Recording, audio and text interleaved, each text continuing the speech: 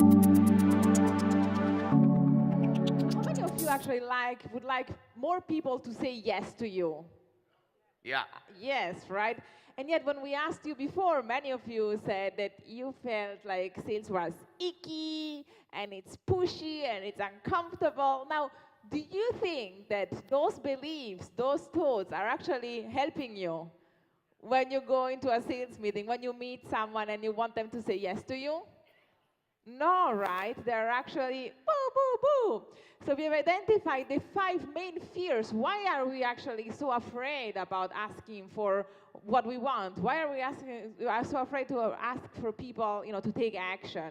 And these are the 5 main fears that people have all around the world. The first one is the fear of being not worth it.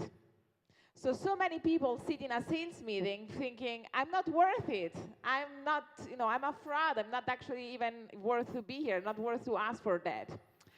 The second one is, I am a fraud. Now, this video was on Facebook. How many of you have seen this video on Facebook at some point? Yes, it was this woman taking pictures for a photo shoot, and then all the processing that went through on Photoshop to actually have her show up in a total different way. So it's all about, really feeling like a fraud, feeling like you need to show up in a different way. The third one is when you are inside of, I'm not credible. How many of you actually are wondering whether you are credible enough to go out and make the impact that you want in the world? If you have this fear, this is something that will come across. We say that a sales meeting, actually every meeting, is a system. So everything that we bring into the system will show up there. So if we arrive with our fear of not being credible enough, this will be then in the meeting. This will be in the energy field of the meeting.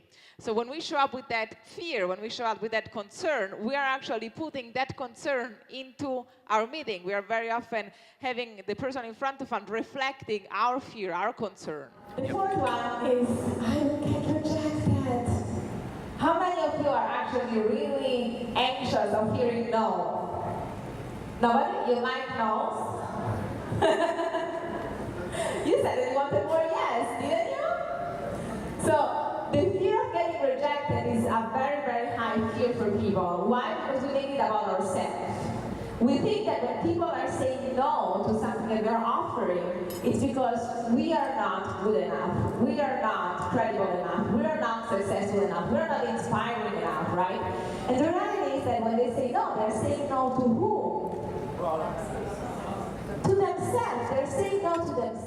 If they say no, it doesn't mean anything about us.